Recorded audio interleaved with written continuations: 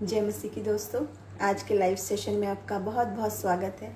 सबसे पहले परमेश्वर का धन्यवाद करना चाहेंगे कि प्रभु ने हमें फिर से ये मौका दिया कि आज हम एक साथ शामिल हैं, जीवित हैं, परमेश्वर के वचन पर गौर करने के लिए, उसका धन्यवाद करने के लिए और उसकी आगे की इच्छा को जानने के लिए, एक दूसरे के लिए प्रार्थना करने के लिए। और मैं धन्यवाद करना चाहूँगी ख़ास तौर से ब्रदर मनोज साहू का कि आपने मुझे मौका दिया कि आज मैं इस पेज से जुड़ सकूं, आज़ादी इंटरनेशनल पेज, और हम साथ मिलकर परमेश्वर के वचन पर ध्यान कर सकें, उसको धन्यवाद दे सकें, उसकी बातों पर चर्चा कर सकें, उसके वचन से जुड़ी हुई गहरी बातों को हम समझ सकें। प्रभु का बहुत बहुत धन्यवाद करेंगे। और जितने भी लोग आज आप मेरे साथ शामिल हैं या बाद में देखेंगे रिकॉर्डेड, तो प्रभु सबको आशीष दे। और आप अपने प्रेयर रिक्वेस्ट भी भेज सकते हैं ताकि हम आपके लिए, आप हमारे लिए निरंतर हम प्रार्थना करते रहें, प्रार्थना में जुड़े रहें। और हर एक प्रेयर रिक्वेस्ट का हम वचन के बाद जवाब देंगे, प्रार्थना भी करेंगे। और हम चाहते हैं कि हम एक दूसरे को प्रार्थना में उठाए रहें। विशेष तौर से जितने लोग प्रभु की सेवकाई में हैं या विश्वास में हैं, हम लोग इनकरेज करें दूसरे लोगों को भी जो आज डर के माहौल में है, शोक में है, दुख में है और विलाप में है। वचन से मैं आपको इनकरेज करना चाहूँगी कि प्रभु का जीवित वचन हमें बहुत सारी आशा की बातें बताता है।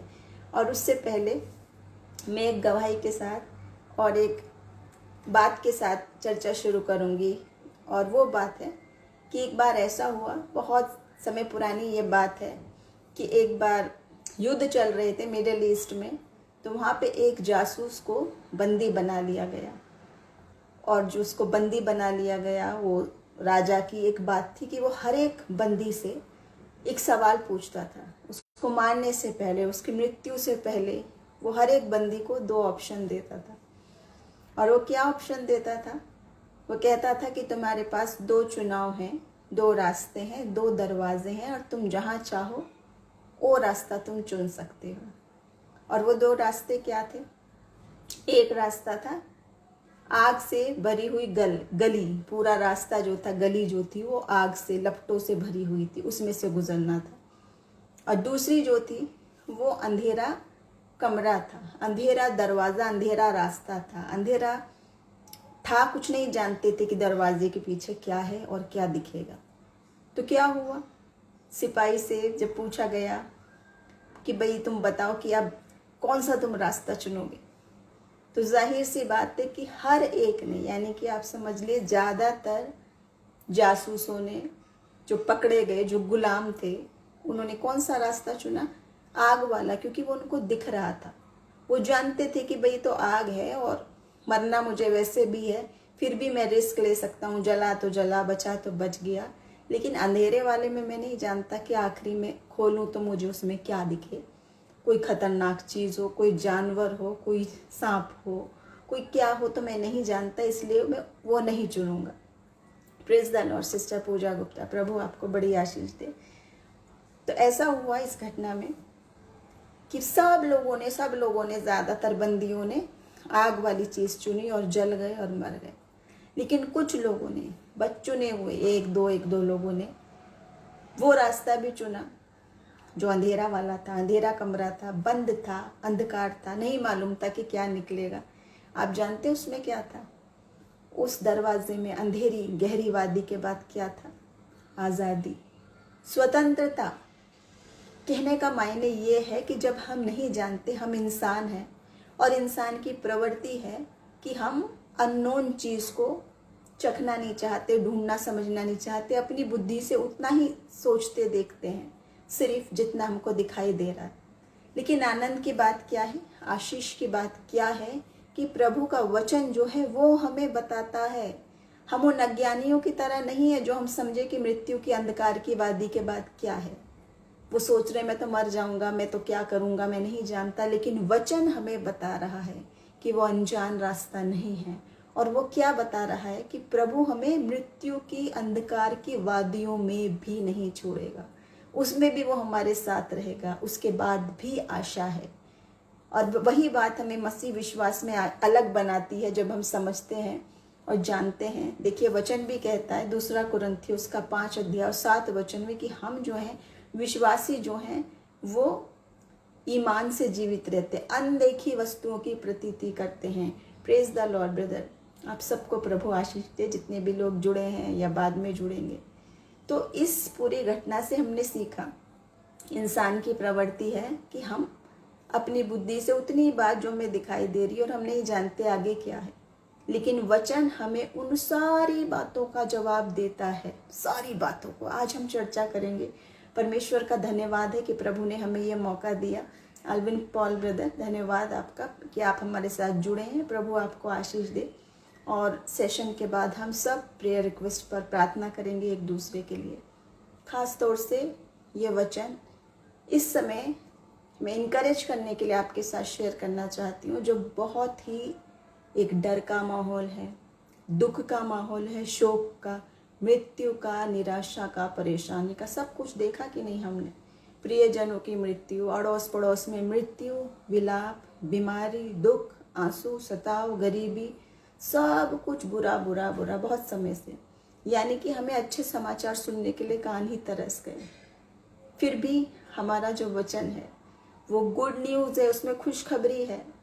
जिसको जो नहीं जानता वो नहीं समझ रहा, लेकिन हम जो समझते हैं, हमें जो प्रभु का वचन बताता है, वो क्या बताता है, मैं उस एक वचन पर आज चर्चा करना चाहूँगी। वो है पहला सैमुएल, उसका 7 अध्याय और 12वां वचन।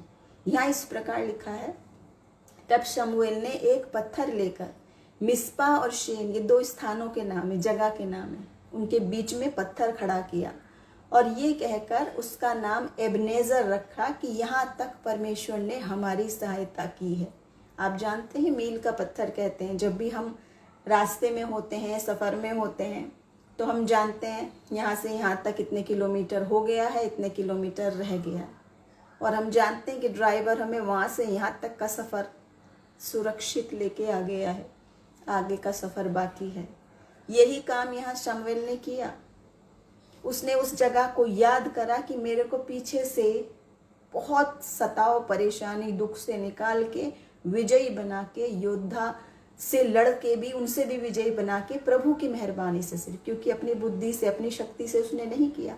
यहाँ तक प्रभु मुझे लाया है, यहाँ तक लाया है। कहने का मायने ये है कि आज आप और मैं जीवित हैं, यहाँ तक परमेश्वर हमें लाया है। भले ही वायरस है, भले ही बीमारी है, भले ही मृत्यु का संकट है, भले ही भय की बात है, भले ही निराशा, डिप्रेशन में, दुख में हम जा रहे हैं। आपके पिताजी के लिए ज़रूर प्रार्थना करेंगे हम, ब्रदर मुकेश शिंदे। सेशन के बाद हम सब बातों पर प्रार्थना करेंगे और जितने भी आप बोलेंगे मैं उसको नोट करके रखूँगी अपने पास, ताकि वो मिस ना हो मेरे से। और हम सेशन के बाद प्रार्थना करेंगे। इनके फादर के लिए हम सब मिलके प्रार्थना करेंगे। तो प्रभु हम सबको आशीष दे, इस वचन के ज़रिए इनकरेज करे कि परमेश्वर का वचन जीवित वचन है। जैसे अभी मैंने आपको पहली घटना बताई, वो सचमुच में ऐसी घटना है, कहानी है, वो गवाही है, आप देख सकते हैं कि इस प्रकार हुआ था। और ये भी सैमुएल की बात वचन हमें बता रहा है कि वाकई में उसने उस बात को कहा कि यहाँ तक प्रभु लाया है, आगे भी वो हमें नहीं छोड़ेगा। वही बात वचन आपके और मेरे लिए भी उतना ही सच है। विश्वास रखें, प्रभु जैसी भी हालत में हमें लाया है, हम उनकी पीछे की सारी बातों को याद रखें, उसको ना भूलें, क्योंकि हमें बहुत ही इनकरेजमेंट देती है कि जब हम सताव में और परेशानी में होते। देखिए यीशु मसीह के भी शब्द हैं कि दुनिया में तो तुम्हें क्लेश होता है, लेकिन धैर्य रखो, मैंने संसार को जीत लिया। बाइबल ये नहीं कहती, यीशु मसीह ये नहीं कहता कि तुम्हें कोई क्लेश होगा ही नहीं, बीमारी नहीं होगी, परेशानी नहीं होगी, दुख, सताव, शोक नहीं होगा। सब कुछ होगा, लेकिन प्रभु बार बार हमें उठा के खड़ा करेगा। उसने हमें नहीं छोड़ा है और ना ही वो छोड़ेगा। तो अगर आज बहुत जाहिर सी बात है, निश्चित बात है कि दुख, सताव, मृत्यु देखते देखते देखते हम सब इंसान दुखी हो गए, डिप्रेशन में चले गए। हम सोच रहे हैं प्रभु कब आएगा, हमारी आशा लगी हुई है कि परमेश्वर कब हमें संभालेगा और ये सारे वायरस और बीमारी से छुटकारा मिलेगा। तो वचन हमें क्या कहता है, संसार में तो क्लेश होगा, लेकिन धैर्य रखो, धैर्य, धीरज रखने को कह रहा है प्रभु, और वो हमें नहीं छोड़ेगा। तो सैमुएल की तरह जहाँ जहाँ हम आ रहे हैं वहाँ, जैसे सैमुएल ने कहा, उस पत्थर को रख के यहाँ तक प्रभु मुझे लाया है, आगे भी वही मेरे साथ होगा, मुझे नहीं छोड़ेगा। तो देखिए आज आप और मैं यहाँ बैठे हैं, जीवित हैं, सांस चल रही है हमारी। उस ऑक्सीजन के लिए जो परमेश्वर ने मुफ्त में दी है, हम धन्यवाद करते हैं प्रभु का। और हम जानते हैं जिस प्रभु यीशु ने हमें अभी तक लाया है, जीवित रखा है इस दिन तक, उस दिन तक तो धन्यवाद करें। और पीछे उसकी तरह मील के पत्थर की तरह प्रतिदिन क्या क्या चीज मेरे साथ की प्रभु ने, उन बातों के लिए। जैसे एक गाना भी है, बरकतें गिनो नाम बनाम बरकत गिनो।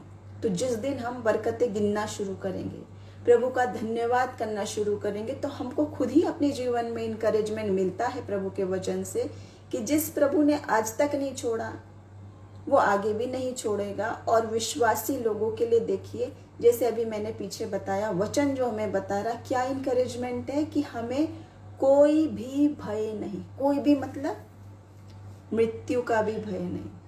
असंभव बात है ना, हो ही नहीं सकता, मृत्यु का भी भय नहीं। लेकिन वचन हमें बता रहा है कि मृत्यु की वादियों में भी वो हमारे साथ है, नहीं छोड़ेगा। और उसके बाद निकाल के अनंत जीवन और स्वर्ग में भी वो हमारे साथ है। यानी कहीं छोड़ने का सवाल ही नहीं है प्रभु। तो वचन पर ही हम ध्यान देंगे। एक और बात से मैं आपको उत्साहित करना चाहूंगी। मरकुस 5 अध्याय और उसका 18 से 19 वचन में इस प्रकार था कि जब एक दुष्ट आत्मा से ग्रसित व्यक्ति था और वो यीशु मसीह से बहुत आनंदित हो गया, चंगाई उसको मिली, छुटकारा मिला। उसने कहा प्रभु मुझे अपना पीछे पीछे आने दे, मैं भी तेरा शागिर्द बन जाऊं। सब कुछ छोड़ के प्रभु के पीछे चलने लगा। लेकिन यीशु मसीह ने क्या कहा उससे कि नहीं, तू जा और अपने घराने को बता कि परमेश्वर ने तेरे लिए कैसे बड़े बड़े काम किए। यानी उन कामों को स्मरण करो, इनकरेज्ड हो, और जो दुख में है, जिनको नहीं पता, उनको भी हम उत्साहित करते रहें। आप और मैं अपनी गवाही से, अपनी सच्ची बातों से, अपने जीवन के अनुभव से न केवल खुद हम उस डिप्रेशन से निकलते हैं, कैसे जब हम बरकतों को गिनने लगते हैं। ये किया था प्रभु ने मेरे, मैं बीमार था चंगाई दी, मैं मर रहा था बचा लिया, मैं डूब रहा था, मैं करंट लग गया था, मुझे ये हो गया था, कुछ ना कुछ सबके साथ हुआ। लेकिन आज जीवित है कि नहीं, चाहे 2 या 4 अभी जुड़े हैं, फिर भी प्रभु का अनुग्रह है। क्योंकि वचन क्या कहता है, जहाँ 2 लोग भी मेरे नाम से इकट्ठे होंगे, मैं उनके बीच में मौजूद होऊंगा। और वो 2 कौन हो सकते हैं? अगर यहाँ पर कोई एक भी ना हो, आप अकेले ही हो या मैं अकेली ही बोल रही हूँ, तो फिर भी जानते हैं परमेश्वर के स्वर्गदूत और उसकी पवित्र आत्मा की उपस्थिति मेरे साथ होगी, वचन के साथ होगी। तो हम उस वचन की सामर्थ्य को जाने कि वो परमेश्वर यहाँ तक ही नहीं छोड़ा है, तो आगे कैसे छोड़ेगा वो आपको और मुझे। और आज देखिए सोशल मीडिया पे हम वचन बोल रहे हैं, क्यों बोल रहे हैं? क्या? ताकि एक व्यक्ति को भी इनकरेजमेंट मिले, एक व्यक्ति भी उस सच्चाई को जाने, तो स्वर्ग में आनंद होता है। अपने और मेरे और आपके आनंद की बात नहीं है, सोशल मीडिया की बात नहीं है। क्योंकि आज लोगों की सोच बहुत ही अलग हो गई है। वो किस चीज़ में आनंद ढूंढ रहे हैं? सारे वाहियात चीज़ों में। देख लीजिए आप, फ़ोन उठाए, सब कुछ गंदगी भरी हुई है। और उस गंदगी को देखने के लिए सारी दुनिया जमा, दुनिया भर के देख रहे हैं उसको, कमेंट कर रहे हैं, उस व्यू कर रहे हैं, शेयर कर रहे हैं उसको, और मर रहे हैं, डिप्रेशन में जा रहे हैं, सब कुछ हो रहे हैं। पर ये सच्चाई नहीं देख रहे और पढ़ रहे। जो प्रभु कह रहा है कि मैं तुझे नहीं छोड़ूंगा, सत्य को तो जानो। वो जो गिफ्ट मिला है परमेश्वर का हमें, छुटकारे का, चंगाई का, शांति का, निडर होने का, साहस का, वो गिफ्ट ओपन अगर हमने नहीं किया और भूल गए और संसार में आनंद ढूंढ रहे हो, तो देखिए वचन बता रहा है कि वो रास्ता अभी जो आनंद का लग रहा है, वो विनाश का रास्ता है। उसमें कोई आनंद नहीं, वो आपको नहीं बचा सकता। परमेश्वर ही आपको बचा सकता है। आप और मैं सब जान रहे हैं आज की जो स्थिति है। प्रभु में बढ़े, उसमें सामर्थ मांगे, वो आपको सारे डिप्रेशन से, निराशा से, दुख से निकालेगा। खास तौर से मैं इनकरेज करना चाहूँगी बहुत सारे परमेश्वर के लोगों को जो सच्चाई से परमेश्वर की आराधना स्तुति कर रहे, वचन को बांट रहे, वो भी विपत्ति में पड़े। उनमें से बहुत से लोगों को चंगाई मिली, उनमें से बहुत से लोग प्रभु में सो गए।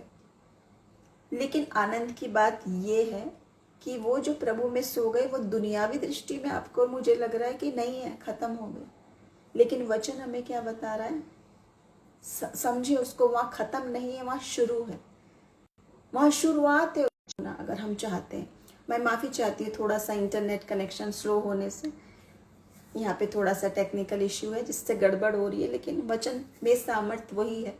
वचन आप तक पहुंच रहा है, आप हमारे साथ जुड़े हैं। प्रभु हम सबको, जितने भी लोग आप जुड़े हैं, उस वचन से आज हमें संभाले और हमसे बात करे। देखिए, मैं बताना चाहूंगी, यीशु मसीह ने उससे कहा कि जाके अपने लोगों को बता। उसके बाद ये जो प्रभु के सेवक हैं आज, जो परमेश्वर में सो गए, या उनके चर्च बंद हो गए, या उनको फाइनेंशियल प्रॉब्लम है, या वो निराशा में है, या लोग उन्हें कह रहे हैं कि तुम तो बहुत प्रभु के सेवक थे, अब कहाँ है तुम्हारा परमेश्वर?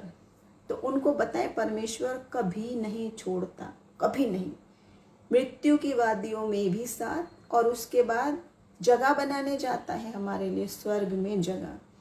जिन्हें आत्मिक बुद्धि नहीं, आत्मिक ज्ञान नहीं, उनके लिए क्रूस की कथा भी मूर्खता की बात है, तो उनके लिए ये भी मूर्खता की बात है, और वो विनाश की तरफ जाएंगे अपना, और कौन सा वो घर में जाएंगे। तो अभी भी मौका है, प्रभु चाह रहा है। देखिए, भजन संहिता 107 और 8 में क्या है? लोग परमेश्वर की करुणा के कारण और उन आश्चर्य कर्मों के कारण जो वो मनुष्य के लिए करते हैं उसका धन्यवाद करें। प्रभु चाहता है कि उन आश्चर्य कर्मों को जो उसने हमारी जिंदगी में किए, ये तो परेशानी और विपदाएं हमारे पास 2 ही साल से हुई हैं, लेकिन आश्चर्य कर्म और आशीषें कितने साल से हुई थी, वो भूल गए क्या हम? उस 2 साल के लिए हम वो सारी बरकतें सब कुछ भूल गए।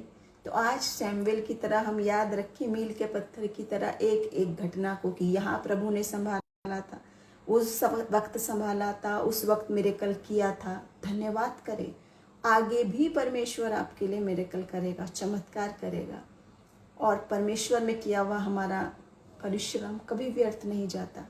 और उन प्रभु के जनों को परमेश्वर कितनी आशीषें दे रहा है, आत्मिक रीति से भी और दुनियावी रीति से भी। उसने जो योजनाएं हमारे लिए बनाई हैं वो लाभ की हैं, हानि की नहीं है।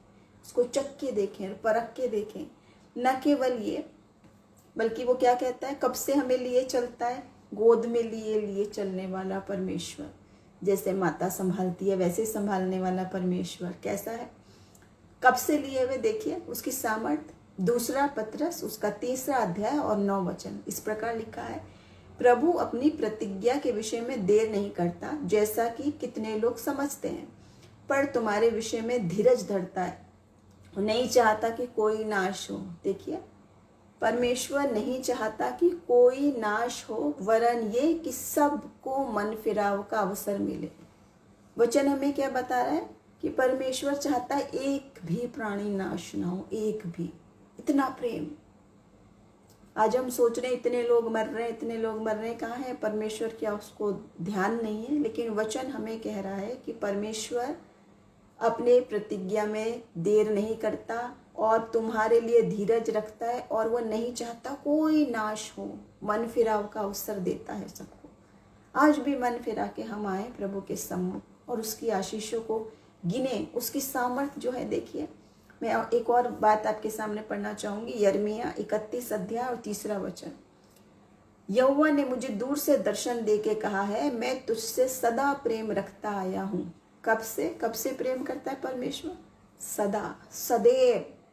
जब आपका वजूद भी नहीं, गर्भ में रचे जाने से पहले, जब हमारा अस्तित्व ही नहीं था, बेडोल तत्व को प्रभु ने देखा है। हड्डी हड्डी बन रही थी जब बेडोल माँ के पेट में। सदैव से प्रेम किया है परमेश्वर ने आपने, सदैव से। तो आज भी इतनी निराशा, इतने दुख, डिप्रेशन, परेशानियों के बावजूद भी हम उसके प्रेम को नहीं जान रहे, उसके प्रेम को नहीं चख रहे। लौट के आए। प्रभु चाहता है कि हम सबको मन फिराव का अवसर मिले और बड़ी बड़ी गवाहियां हमारे जीवन में हों। देखिए, कुछ समय के लिए हमें ऐसा लगने लगता है कि कहाँ है परमेश्वर और क्या उसने हमें छोड़ दिया, लेकिन आप सब जानते हैं अभी हमारे लिए बहुत सारी गवाहियां बन रही हैं। जितने उसकी ओर आशा लगाए रहते हैं उन्हें वो लज्जित नहीं होने देता, उन्हें जीवन का मुकुट देता है। और एक दिन यीशु मसीह जल्दी ही आने वाला है। उसके बाद देखिए, कब से परमेश्वर ने हमें चुना है, जो मैंने अभी आपको बताया, और अपनी ओर खींचने की ताकत उसमें क्या है। यूहन्ना 6:44 में कहता है, कोई मेरे पास नहीं आ सकता जब तक पिता जिसने मुझे भेजा है उसे खींच ना ले, और मैं उसको अंतिम दिन फिर जिला उठाऊंगा। फिर जिला उठाएगा परमेश्वर। ये बात भेद की बात है। देखिए, गूगल सब बात का जवाब नहीं दे सकती, इंटरनेट और आपके ऑनलाइन ग्रुप्स तो जवाब नहीं दे सकते, लेकिन बाइबल जवाब दे सकती है। खास तौर से मैं इनकरेज करना चाहूँगी मेरे उन मित्रों को जिन्होंने बाइबल कभी नहीं पढ़ी। बाइबल में क्या क्या जवाब है, मृत्यु का, मृत्यु के बाद का, अनंत जीवन का, स्वर्ग का, नरक का, स्वर्गदूतों का, आत्मिक बातों का, सब कुछ बात का जवाब है जो आज आप ढूंढ रहे हैं। जब आज मृत्यु पास से दिखाई दे रही है, डर गए हैं, जो विश्वासी हैं उन्हें मृत्यु का भी भय नहीं। जैसे पौलुस कहता है, मेरा जीना भी मसीह और मरना भी लाभ है।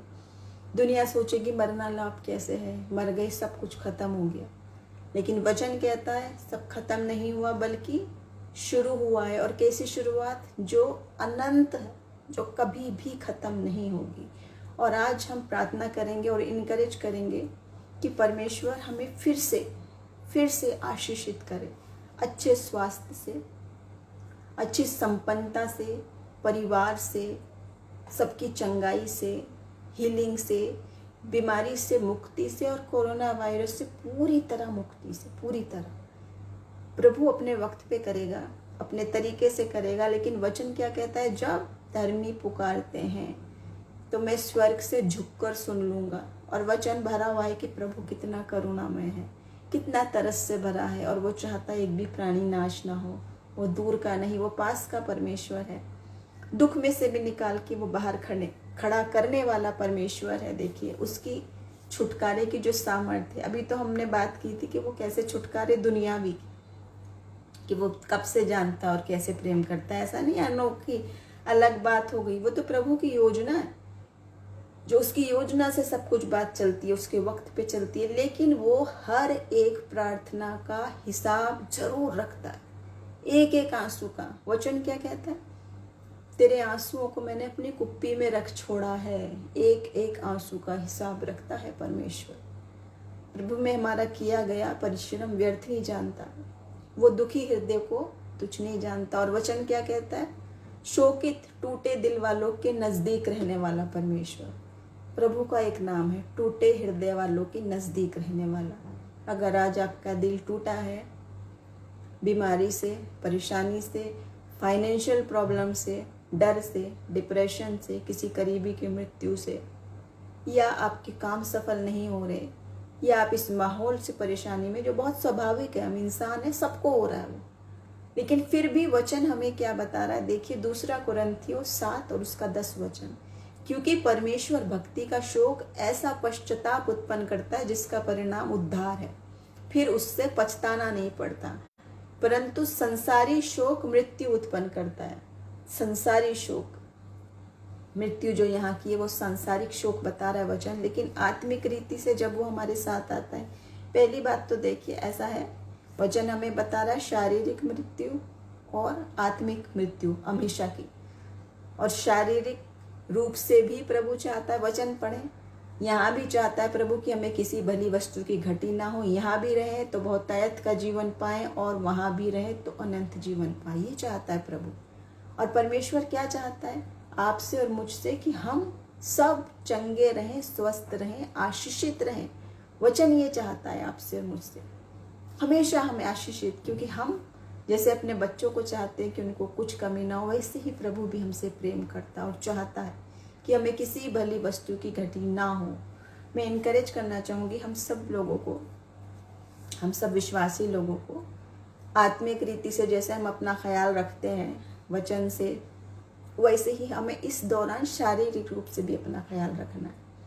उन सारी बातों को फॉलो करते हुए, इंजेक्शन लगवाने से, वायरस से बचने से, वो सारे रूल आप और मैं बहुत पीछे 2 साल से जान रहे हैं, वो फॉलो करने से। लेकिन हर बात को प्रभु के आगे रख के, उससे सहायता मांग के, उसकी अगुवाई से। और प्रभु का वचन कहता है कि यीशु मसीह जब थे, हर सब को चंगा करते रहे, सब कुछ हो। ऐसा नहीं है कि वो किसी एक कौम को चंगाई दे रहा था प्रभु, सबको जहाँ जहाँ मौजूद रहा प्रभु, जहाँ जहाँ बीमारी देखी, मृत्यु देखी, वो सबको चंगा करता रहा। कोई जगह ऐसी नहीं थी या यीशु मसीह ने कहा मैं नहीं करूँगा इसको, उसको करूँगा या इसको नहीं करूँगा। ना कोई बीमारी ऐसी थी कि इस बीमारी को करूँगा उसको नहीं करूँगा। यीशु मसीह ने सब बीमारियों को, यहाँ तक कि मरे हुए को भी जीवित किया। तो वो यीशु मसीह कल भी वही था, आज भी वही है और हमेशा वही है। कभी नहीं बदलने वाला परमेश्वर है, वही परमेश्वर है, सच्चा परमेश्वर है। तो मैं इनकरेज करना चाहूँगी आप सबको, आज हम जो विश्वासी हैं, भले 1 है, 2 है, 10 है, 100 है, एक विश्वासी कितना पावरफुल होता है, क्योंकि वो सामर्थ हमारी नहीं, वो प्रभु की। वही आत्मा, वही यीशु मसीह की सामर्थ काम करती है जब हम एक विश्वास में प्रार्थना करते हैं। तो मैं इनकरेज करना चाहूँगी, आज हम अपने उत्साह में ढीले ना हों, अपने उस एम से ना हटे, क्योंकि परमेश्वर ने हमारे मुख में उन शब्दों को डाला है। परमेश्वर के जो चुने हुए अभिषिक्त लोग हैं, जो उसका वचन फैलाते हैं, जो उसकी खुशखबरी को लेके जाते हैं, प्रभु की प्रिय लोग हैं, उन सबको प्रभु चाहता है कि हम फिर से इनकरेज्ड हों और साथ में एक मन हो के इस स्ट्रगल से निकलें, इस लड़ाई का सामना करके। देखिए, जब हम समझ गए क्या क्या बात थी, एक कारण है कोरोना वायरस, उसको हम समझ गए और वचन भी हमें बता रहा है। ओल्ड टेस्टामेंट में भी था कि जब महामारियाँ हैं तो हमें अकेले रहना है, हमको संक्रामक बीमारी में क्या, क्वारंटाइन वगैरह सब कुछ बाइबल में भी है। आपको और मुझे नई बात लग रही है कि हमारे साथ अब हुई, लेकिन वचन में, ओल्ड टेस्टामेंट में ये सब बातें हैं कि छुआछूत की बीमारी में हम अलग रहें, क्या क्या क्या क्या चीज़ करें, सबका है। और कोई बीमारी ऐसी नहीं है कि जो ठीक ना हो सके, प्रभु उसके लिए पूरी तरीके से सक्षम है, चंगाई देने में भी। लेकिन हम सांसारिक रीति से भी प्रभु ने उपलब्ध कराए हैं हमें, तो उन सबको भी हम फॉलो करते रहें, स्ट्रांग बन के रहें कि जैसे कोई भी विपत्ति आती है उसका सामना करते हैं तो कुछ समय बाद पार भी हो जाते हैं। वैसे ही हम सब एक साथ होकर शामिल होकर प्रार्थना करें कि प्रभु इस वक्त में भी हमें निकाले, खास तौर से विश्वासियों को, कि हम तो स्ट्रांग बने। और वचन क्या कहता है, जैसा लोहा लोहे को शार्प करता है, जंग नहीं लगने देता, ऐसे ही एक विश्वासी दूसरे विश्वासी को शार्प करता रहे। विश्वासियों की संगति में रहें, वचन की धार तेज करके रहें और उसकी इन सारी बातों पे हम ध्यान दें। जैसे वचन हमें बताता है कि मसीह के बपतिस्मे की बात है, वो पानी का भी देता है और वो रूह का भी देता है बपतिस्मा। लेकिन आपने और मैंने पाया है कि नहीं, रूह का बपतिस्मा, आत्मा का बपतिस्मा, जो हमें सुपरनैचुरल ब्लेसिंग्स देना चाहता है प्रभु। आत्मा के वरदान, चंगाई का वरदान, अन्य भाषा बोलने का वरदान, आत्माओं की परख का वरदान, सब बातें हम जानते हैं वचन में है। तो आज हम सब इनकरेज हों और आत्मिक वरदानों की धुन में रहें। यहाँ पे जो ये सारी विपत्ति और परेशानी आ गई, हमने फोकस जो उस पर कर दिया है, उसके प्रिकॉशन भी हमें पता चल चुके हैं, उसके बारे में हम सब कुछ जान चुके हैं। लेकिन अब हम ये भी तो जाने, हम परमेश्वर के बारे में भी सब कुछ जानते हैं, बाइबल के बारे में भी जाने, उसके सत्य वचन को भी जाने और जाने कि वो हर परेशानी से बड़ा है, मृत्यु से भी फतेहमंद है। मृत्यु भी उसके सामने कोई दुर्घटना की बात नहीं। मृत्यु के बाद भी जीवन, मृत्यु के बाद भी आशा, मृत्यु के बाद भी प्रभु आपके मेरे लिए अनंत जीवन की योजना बनाए हैं। वो प्रभु इस जीवन में भी चाहता है आप बहुतायत का जीवन पाएं और उस जीवन में भी चाहता है। और उसकी सामर्थ्य क्या है, परमेश्वर का नाम क्या है? देखिए, भजन संहिता 65 और उसके दूसरे वचन में क्या है, हे प्रार्थना के सुनने वाले, सब प्राणी तेरे ही पास आएंगे। परमेश्वर का नाम क्या है? प्रार्थना के सुनने वाले। आज हो सकता है आपकी ज़रूरतों के लिए व्यक्ति नहीं सुन रहे, उनके पास टाइम नहीं है, उनके पास आपकी फाइनेंशियल हेल्प करने के लिए पैसा नहीं है, उनकी इच्छा नहीं है करने की, कोई भी बात क्यों ना हो, मनुष्य के पास समय नहीं है।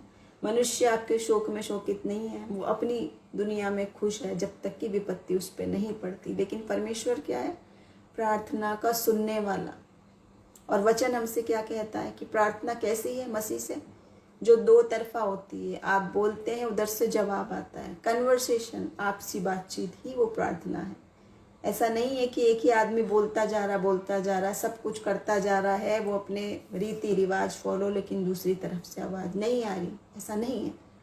उसको चख के देखें, उसको परख के देखें। वचन में, प्रार्थना में सामर्थ है। वो जीवित वचन है, वो जीवित परमेश्वर है जो कहता है मेरे कान ऐसे बहरे नहीं हुए कि मैं सुन ना सकूं, ना मेरे हाथ ऐसे छोटे कि इसमें उद्धार की शक्ति ना हो। वो ऐसा नहीं है कि बुत बनी हुई प्रतिमा है जो कुछ कर ही नहीं सकता, हिल डुल नहीं सकता, बोल नहीं सकता, कर नहीं सकता। वो जीवित परमेश्वर है और वो चाहता है कि हम उससे अपने दिल की बातों की चर्चा किया करें, खोल खोल कर। आंसुओं को, पीड़ा को, दुख को, निराशा को, अपनी खुशी को, अपनी एम्बिशंस को, जैसे हम मित्र से कहते हैं, जैसे हम माता पिता से कहते हैं, जैसे अपने बेस्ट फ्रेंड से कहते हैं, या बहुत सारे लोग साइकेट्रिस्ट के पास जाते हैं, मनोवैज्ञानिक के पास अपनी प्रॉब्लम की चर्चा करने। और वो जवाब कैसे देता है? अपने टाइम से, अपने शेड्यूल से अपॉइंटमेंट लेके, इतने पैसे देके, इतने घंटे की इतनी बात, तब वो इंसान ही आपको उपचार बताता। लेकिन प्रभु कैसा सहायक है? 24 घंटे हमेशा साथ रहने वाला, ना तो ऊँघता है ना सोता है। वो ऐसा रक्षक है, वो ऐसा पिता है। तो आज इस रात प्रभु आपसे और मुझसे बातचीत करे, जीवित परमेश्वर आपसे और मुझसे बातचीत करे, और हम अपने दिलों को तोड़कर उसके सम्मुख आएँ, आंसुओं के साथ उसके सम्मुख आएँ, अपने दिल की बातों की चर्चा उससे करें। कैसे? जल की धारा की नाई उंडेल उंडेल कर, वचन कहता है। सारी बातों को वो ऐसा आपका सॉल्यूशन देगा, वो ऐसा रास्ता निकालेगा जो मनुष्य नहीं दे सकता, वो ऐसी शांति देगा जो मनुष्य की समझ से बाहर है। अब देखिए, जिन्हें आत्मिक अनुभव नहीं है उनको ये बातें, किताबी बातें लग सकती हैं, सिर्फ लेक्चर लग सकता है, सिर्फ बोलने वाली बातें लग सकती हैं। लेकिन आप और मैं जो बोल रहे हैं, क्योंकि हमने देखा है अपने जीवन में, चख के और परख के देखा है वाकई में कि प्रभु सामर्थी परमेश्वर है। मृत्यु पर भी फतेहमंद पर प्रभु है वो। और अभी भी बहुत सारी गवाहियाँ हमारी तैयार हो रही, जिसमें प्रभु के जन संक्रमित हो गए, आईसीयू में चले गए और निकल कर आ गए, नेगेटिव आ गई रिपोर्ट, चंगाई मिली उन्हें। ये सत्य बात है। हाँ, बहुत से लोग प्रभु में सो गए, लेकिन जो मसीह में मरता है वो मरता नहीं है। वचन ये बात हमें बताता है। उसमें भी हम आनंदित हैं कि परमेश्वर अपने लोगों से ऐसा प्रेम करता है, ऐसा प्रेम करता है कि वो कभी नहीं छोड़ता। मृत्यु की वादियों में भी साथ, अकेला नहीं छोड़ता है। तो वो प्रार्थना का सुनने वाला उसका नाम है। और जो कह रहा है, जैसे देखिए सैमुएल ने, कि यहाँ तक प्रभु मुझे लेके आया है, आगे भी वो मुझे नहीं छोड़ेगा। उसी बात को आज थामे रहें, उसी बात को क्लेम करें, उसी बात को हम प्रार्थना में स्मरण करें और प्रभु से कहें कि वो आज हमसे बोले और बातचीत करे और दर्शनों में हमसे वो बात करे, क्योंकि वो प्रार्थना का सुनने वाला परमेश्वर है। आज उन लोगों के लिए वचन क्या कहता है? जिनके घरों में मृत्यु हो गई, जो अकेले हो गए, असहाय हो गए, अनाथ हो गए। देखिए वचन क्या कहता है? भजन संहिता 68 और उसके 6 वचन में, परमेश्वर अनाथों का घर बसाता है और बंधुओं को छुड़ाकर आशीषित करता है। प्रभु चाहता है, किसी को अकेला देखना नहीं चाहता। प्रभु आशीषित परिवार बना के रखना चाहता है सबको, और शांति देने वाला परमेश्वर है। उजाड़ने वाला परमेश्वर नहीं है वो घर बसाने वाला परमेश्वर है। वो चाहता है कि हम सब आशीषित रहें एक दूसरे की संगति में। आदम को भी अकेला नहीं छोड़ा था ना, बनाया उसके लिए एक सहायक रखूंगा, हवा बनाई, घर परिवार बनाया। ऐसे ही प्रभु आपको, परिवार को आशीषित रखना चाहता है, जीवित रखना चाहता है, संभालना चाहता है। आज हो सकता है आपके घरों में निराशा है, परेशानी है, या आप खुद डरे हुए हैं, तो फिर भी प्रभु के पास आएं और हम प्रार्थना करेंगे एक दूसरे के लिए कि परमेश्वर से ऐसे बातचीत करें, दिल की बात की चर्चा उससे करें और उसकी बात को सुने भी। देखिए बाइबल हमें बताती है कि प्रार्थना यही है ना, कन्वर्सेशन, जब दोनों तरफ से बात हो, एक ही तरफ की बात नहीं कि हम बोले जा रहे उधर से जवाब नहीं आ रहा। जो आप बोल रहे हो उधर से सुने भी। वचन क्या कहता है? Small still voice. प्रभु आज भी जीवित है, बात करता है आपसे और मुझसे। Praise the Lord brother Manoj Sahu, God bless you. आपकी मिनिस्ट्री को, आपके पेज को, परिवार को बड़ी आशीष दे परमेश्वर, और प्रबल रीति से इस्तेमाल करें आने वाले दिनों में। और जितने भी लोग आप हमारे साथ जुड़े हैं या आप बाद में देखेंगे रिकॉर्डेड, प्रभु आपको आशीष दे इन वचनों से। और वचन जीवित वचन है, जो कल भी वैसा, आज भी वैसा और हमेशा वैसा ही, कभी नहीं बदलने वाला। यीशु मसीह का प्यार भी वैसा, उसकी चंगाई भी वैसी। जैसे वो तब था, सबको चंगा करता गया। जिनको दुखी देखता था, उसका हृदय करुणा से भरा हुआ था, प्रेम से भरा हुआ था अपने लोगों के लिए। वही प्रभु आज भी आपके साथ है। जो प्रभु आज तक हमें लेके चला है, जैसे मील के पत्थर रखते हैं, वो उन सारी बातों को, बरकतों को गिनो नाम बनाम। आज सोने से पहले उन सारी बरकतों को गिने। सबसे बड़ी बरकत तो यही है कि आप और मैं जीवित हैं, सांस ले रहे हैं, मुफ्त में ले रहे हैं। बहुत बड़ी बरकत है, जिसको हम इतने समय से फॉर ग्रांटेड लिए बैठे हैं, जैसे कि कुछ है ही नहीं। जीवन कितना कीमती है, एक एक सांस कितना कीमती है, यह आज हम जान रहे हैं, जब सांस लेने के लिए लोग पैसे दे रहे हैं और फिर भी नहीं मिल रही। तो प्रभु का धन्यवाद है, और प्रभु उन सब को संभाले। जितने लोग शोक में हैं, जितने लोग आंसुओं में हैं, जितने लोग मृत्यु की वादियों में हैं, जितने लोगों के प्रियजन चले गए, जितने लोग फाइनेंशियल प्रॉब्लम में हैं, जितने लोग डिप्रेशन में हैं, सुसाइड के थॉट्स में हैं, प्रभु यीशु मसीह का प्रेम उनको छुए, उसकी शांति जो मनुष्य की समझ से बाहर है। और हम जो विश्वासी हैं, एक दूसरे को इनकरेज करें, प्रार्थनाओं में उठाए रहें, और सहायता से भी। वचन भी कहता है, बिना कर्म के विश्वास मरा हुआ है। सिर्फ बोलते रहने से नहीं, वाकई में उसी कंपैशन से, उसी प्रेम से उनके साथ सहायता करें, उनको संभालें, उनको इनकरेज करें अपने जीवन से, अपने गवाही से। देखिए वचन क्या कहता है, वो हमें सुपर नेचुरल तरीके से चंगाई भी देता है। और देखिए भजन संहिता 103 2 से 4, हे मेरे मन परमेश्वर को धन्य कह और उसके किसी उपकार को न भूलना, वही तो तेरे सब अधर्म को क्षमा करता है और तेरे सब रोगों को चंगा करता है। वचन क्या कह रहा है, तेरे प्राण को नाश होने से बचा लेता है और तेरे सर पर करुणा और दया का मुकुट बांधता है। आज आप और मैं या हमारा कोई प्रियजन बीमार है, किसी भी तरह की बीमारी हो, और आप डरे हुए हैं या डॉक्टर की रिपोर्ट्स ऐसी है, फिर भी प्रभु हमें सामर्थ देता है, फिर भी वो हमें चंगाई देता है, और यीशु मसीह के नाम में फिर भी चंगाई है। उससे मांगे, उस विश्वास के साथ मांगे, क्योंकि वचन क्या कह रहा है, वो सब अधर्मों को भी क्षमा करता है और सब रोगों को भी चंगा करता है, और प्राण को नाश होने से बचा लेता है। प्राण को नाश होने से कैसे बचाता है, यहाँ भी सुपरनेचुरल चंगाई से भी। और फिर भी प्रभु ने उठा लिया अगर अपने नियुक्त समय पे, जो हमें नहीं समझ में आती। हम इंसान हैं, हम सोचते इतना अच्छा व्यक्ति था, प्रभु के उसमें था, कैसे उसको उठा लिया। प्रभु का एक वक्त है कि उसने अपने प्रियजन को अपने सम्मुख, अपने पास बुला लिया, जो हमें नहीं दिखाई दे रहा। लेकिन उसने जो जगह बनाई है, उसने जो योजना बनाई है, वो लाभ की है, हानि की नहीं है। उसी बात के साथ वो हमें संभालता और बचाता है। जैसे हम पढ़ रहे हैं कि वो यीशु मसीह कल, आज और हमेशा एक सा है, कभी नहीं बदलता, और वही हमें छुटकारा देगा। उसी की महिमा हो। देखिए 2 तीमुथियुस 4 अध्याय और उसका 18 वचन, और प्रभु मुझे हर एक बुरे काम से छुड़ाएगा और अपने स्वर्गीय राज्य में उद्धार करके पहुंचाएगा। कहाँ पहुंचाएगा? स्वर्ग के राज्य में। जो इंसानी लोग हैं उतनी बुद्धि से, जिन्होंने बाइबल नहीं पढ़ी, उनके लिए जीवन सिर्फ इतना है बस। इसलिए उनके लिए शोक की बात कितनी है कि मेरा जीवन था, खत्म हो गया, मेरे प्रियजन का था, खत्म हो गया। लेकिन वचन क्या कह रहा है? खत्म नहीं हुआ है, शुरू हुआ है एक नया जीवन का अध्याय स्वर्ग के राज्य में। आज आप और मैं भी उस काबिल बने, उस उद्धार की योजना को जान लें, जो गिफ्ट है हमारे पास लेकिन खोला नहीं है। सिर्फ क्रिसमस ईस्टर मना लेने से बात पूरी नहीं होती। बात पूरी होती है जब इस आत्मिक रहस्य को हम जान लेते हैं, जो प्रभु चाहता है आपसे और मुझसे। और वो चाहता है कि जब हमने चख लिया उस उद्धार की योजना को, उस सत्य को, तो उसको सब तक भी पहुंचाएं।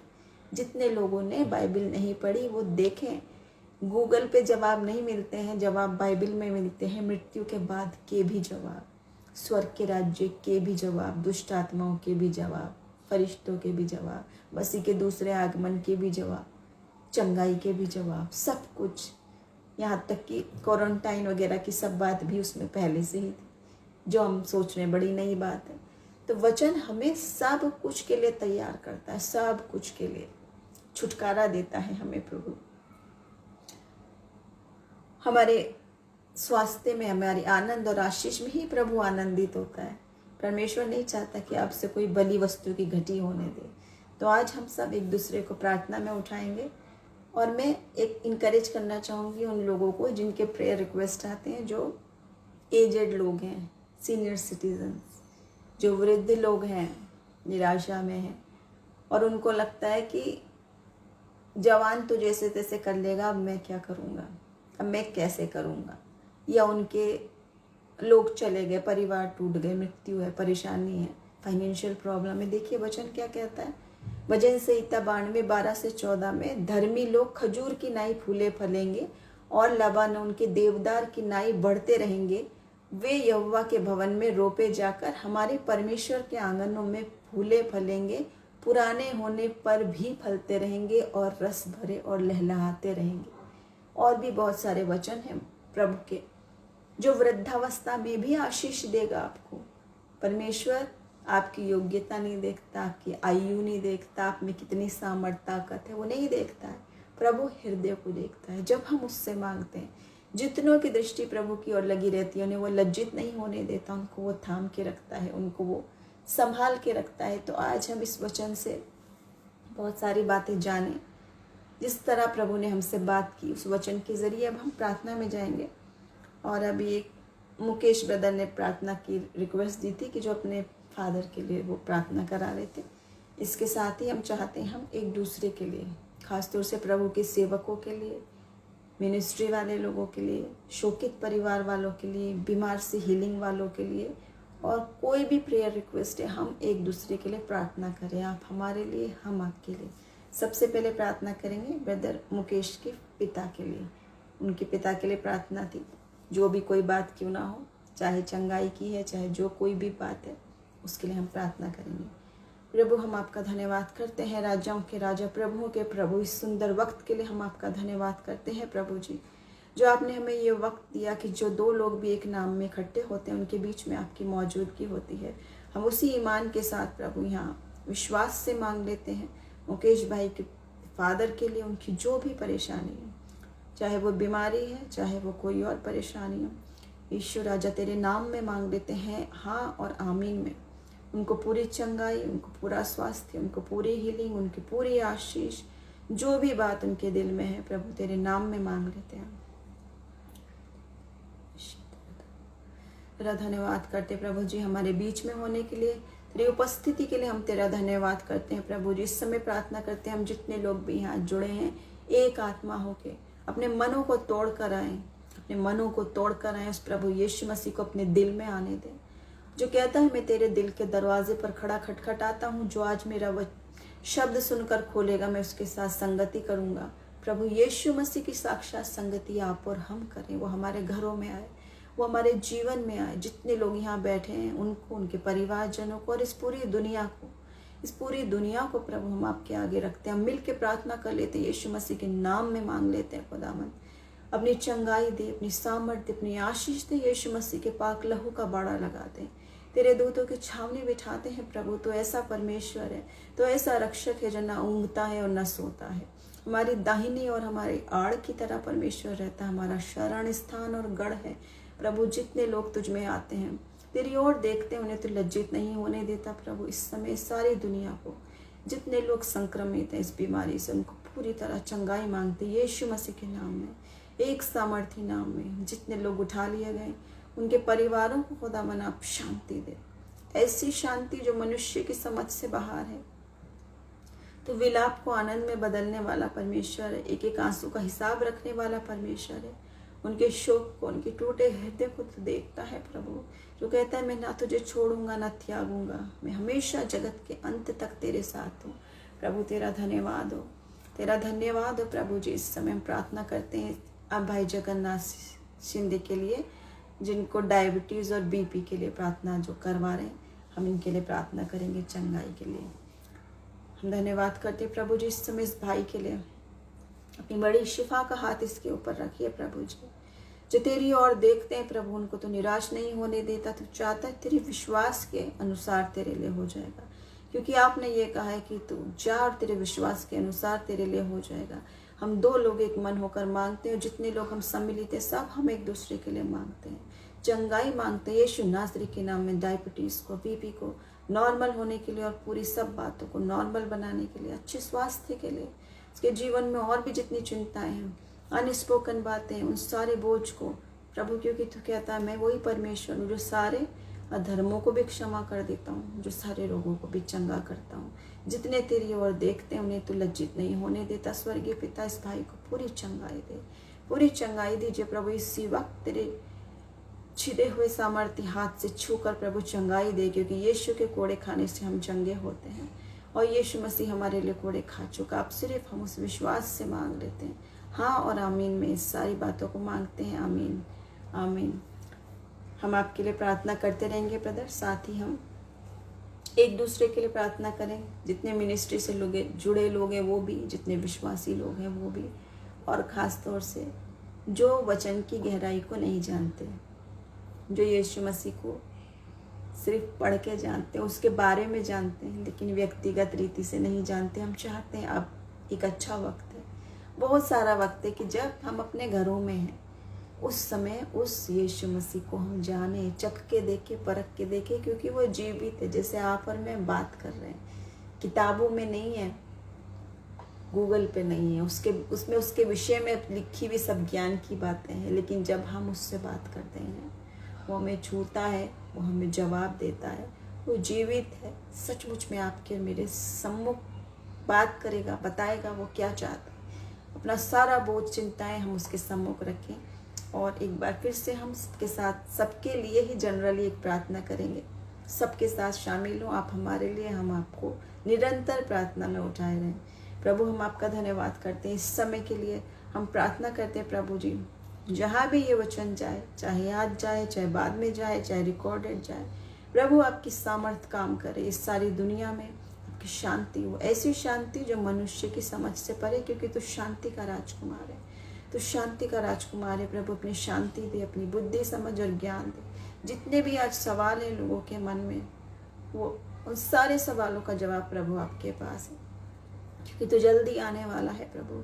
हम आपके पाक लहू में छिपाते हैं इन सब लोगों को, और तेरे मार खाने से, तेरे कोड़े खाने से हम चंगे होते हैं। इसी ईमान से हम सबकी चंगाई मांग लेते हैं।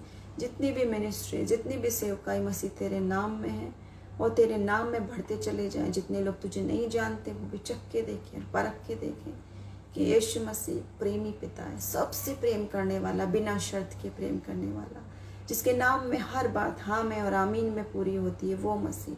हर एक वायरस, हर एक परेशानी से बड़ा परमेश्वर, उसी परमेश्वर के पुत्र यीशु मसीह के नाम में, उसी अथॉरिटी के साथ इस सारी प्रार्थना को मांगते हैं प्रभु जी। दुआ करते ब्रदर मनोज साहब के लिए, उनकी मिनिस्ट्री के लिए, उनकी सेवकाई के लिए, उनके परिवार के लिए, उनको बड़ी बरकत दे। आने वाले दिनों में और प्रभु तेरे अनुग्रह में बढ़ते चले जाएं, तेरे वचन को फैलाने वाले मसीह के नाम में मांगते हैं, आमीन। Thank you so much. आप जितने भी लोग मेरे साथ जुड़े, प्रभु आप सबको आशीष दे और आप भी हमें प्रार्थना में उठाए रहें। बहुत सारी गवाहियाँ, बहुत सारी बातें, बहुत सारी प्रभु के वचन में से हम आने वाले दिनों में सुनेंगे, अगले सेशन में सुनेंगे। जब प्रभु मौका देगा तो हम देखेंगे परमेश्वर के कितने बड़े बड़े कार्य हमारे जीवन में होते हैं। अगर आपके जीवन में भी प्रभु ने कुछ काम किया तो आप संपर्क कर सकते हैं हमसे, आपकी प्रेयर रिक्वेस्ट के लिए, आपकी बातों के लिए कि प्रभु ने किस प्रकार आपके जीवन में काम किया। प्रभु आप सबको बहुत आशीष दे। इसी वचन के साथ हम समाप्त करेंगे। यदि और कोई प्रेयर रिक्वेस्ट है तो वो भी दे सकते हैं, और यदि नहीं है तो फिर आप कमेंट बॉक्स में टाइप कर सकते हैं, ताकि जब भी हम देखें तो हम उस विषय पे एक दूसरे के लिए बात करें। गॉड ब्लेस यू टू भाई जगन्नाथ सिंह। प्रभु आपको बहुत आशीष दे, आप पर अपना अनुग्रह रखे और आने वाले दिनों में आपके जीवन में बहुत सारी गवाहियों पूरी तरह चंगाई दे प्रभु आपको। जितने लोग आप हमारे साथ जुड़े हैं, थैंक यू सो मच। प्रभु आप सबको बरकत दे। जय मसीह की।